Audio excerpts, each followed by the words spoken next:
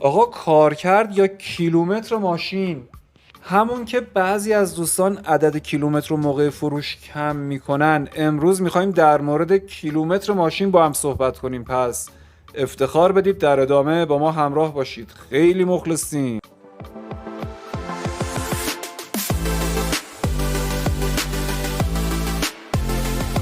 عرض سلام و عرض ادب خدمت همه رفقای کاردرست خودمون در تعمیرگاه برق خودرو حاجیان.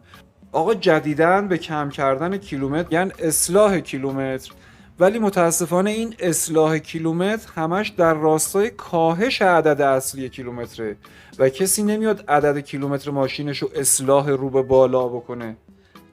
همون کم کردن کیلومتره که اسمشو عوض کردن و یه خورده با کلاسترش کردن، گفتن اصلاح کنیم کم نکنیم. رفقا مسافت طی شده یا کارکرد ماشین شما عمدتاً توی دو جا ذخیره میشه. اول توی کلاستر یا همون صفحه نمایشگر خودرو یا به قول ما پشت آمپر، و دوم کجا؟ داخل ECU. هرچند خیلی از ماشین ها توی دنیا وجود دارن که فقط این عدد کارکرد رو توی پشت آمپر ذخیره میکنن و خیلی هم ارتباطی به قیمت اون ماشین نداره.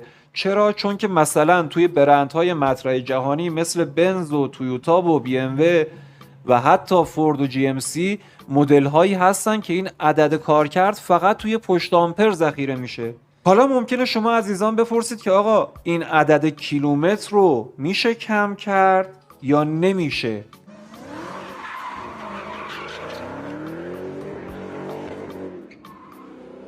باید در پاسخ خدمتتون عرض کنم که بله دوستان، تقریبا توی تمام ماشین ها این عدد کیلومتر رو میتونید کم کنید و خیلی از افراد سودجو هستن توی سرتاسر دنیا کارکرد ماشینشون رو پایین میارن و بتونن قیمت بالاتری ماشین رو بفروشن. ممکنه شما عزیزان بپرسید که آقا راهی هست که ما تشخیص بدیم کیلومتر ماشین کم شده یا نه؟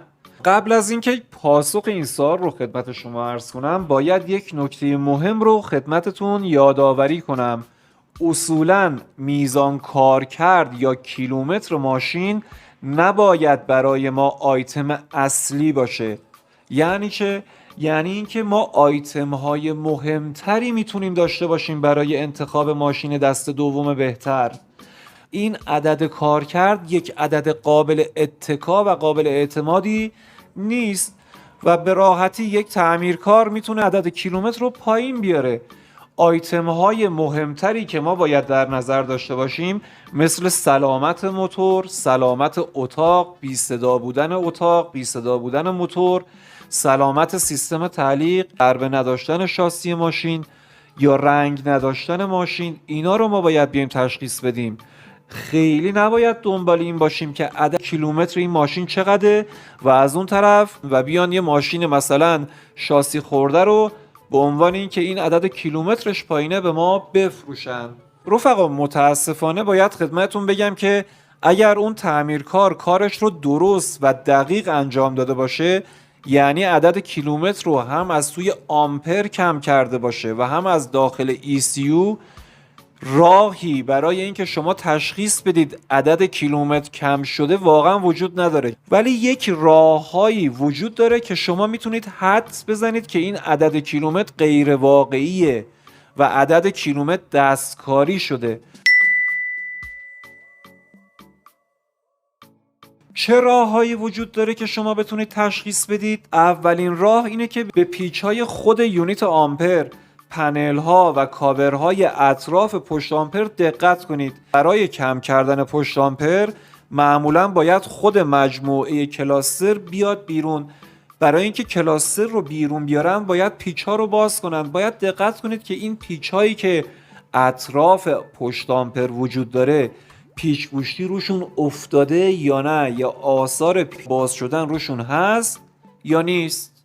دومین راهی که شما میتونید تشخیص بدید عدد کیلومتر پشت آمپر دستکاری شده و کم شده، توجه کردن به هولوگرام و برچسب‌های خود پشت آمپره. برای اینکه عدد کیلومتر رو کم کنن توی خیلی از ماشینا باید آیسی رو از روی بورد بردارن و برای اینکه آیسی رو بتونن بردارن باید برچسب‌ها رو بکنن. اگر پشت آمپر ماشینی رو دیدید برچسباش کنده شده بود یا بریده شده بود، احتمالاً کیلومتر اون ماشین کم شده. دوستان سومین راهی که شما میتونید تشخیص بدید کیلومتر اون ماشین کم شده یا نه، مراجعه به نمایندگی و بررسی کیلومتر سرویس های دوره اون ماشینه. اگر ماشینی که میخواید خرید کنید 2-3 ساله کار کرده، میتونید به نمایندگی مراجعه کنید و بررسی کنید چه کیلومترهایی ماشین برای انجام سرویس دوره‌ای به نمایندگی مراجعه کرده. شما میتونید یک تخمینی بزنید که این ماشین چند تا راه رفته. دوستان راه حل دیگه ای که شما میتونید تشخیص بدید که کیلومتر این ماشین پایین اومده یا پایین نیومده، باید به قطعات مصرفی ماشین توجه کنید. قطعاتی مثل لاستیک های ماشین، باید بیاید لاستیک ها رو مقایسه کنید با کارکرد ماشین، یا لنت های ماشین، یا دیسک و صفحه ماشین، یا تسمه تایم خودرو. اینها رو بیایید ببینید اوضاع این قطعات مصرفی در چه حدیه و بعد بیایید با کیلومتر ماشین مقایسه کنید. مثلا یه ماشینی که 10-15 تا راه رفته، مشخصه که لاستیک‌های سر و حال و ترتمیزی داره، یا ماشینی که 10-15 تا راه رفته لنتاش معمولا نباید تموم بشه. البته به غیر محصولات اخیر سایپا لنتاشون معمولا روی 10,000 تا باید عوض بشه.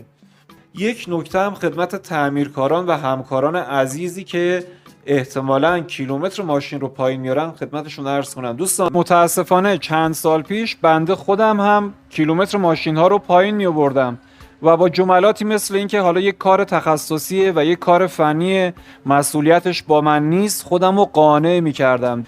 به اعتقاد من کم کردن کیلومتر مشارکت در تقلبه. این کار درستی نیست و اگر شما الان داری این کار رو انجام میدی، شک نکن که اثرات بدی روی کار و کاسبی و برکتت میذاره. اگر شما مشتری اومد مغازت و گفت میخوام کیلومتر ماشینمو پایین بیارم، همون اول بگی نه، مطمئن باش که خدا برات جبران میکنه، هم از لحاظ مالی، هم از لحاظ برکتی و هم از لحاظ اعتباری. توی کارت خیلی تاثیر مثبت میذاره. به هر حال ما دست به دست هم بدیم قوی تریم و با هم میتونیم یک جامعه خوب و موفق رو تشکیل بدیم. دوستان نهایتاً اگر شما راه حل دیگه ای رو سراغ دارید که ما نگفتیم که میتونه کمک کنه که تشخیص بدیم کیلومتر یک ماشین پایین اومده یا نه، لطف کنید کامنت کنید تا همه بتونن ازش استفاده کنن. ممنونم، دمتون گرم که با ما بودید. ممنون میشم که با لایک و کامنت ما انرژی و انگیزه بدید. انشالله هیچ وقت توی راه نمونید. دمتون گرم.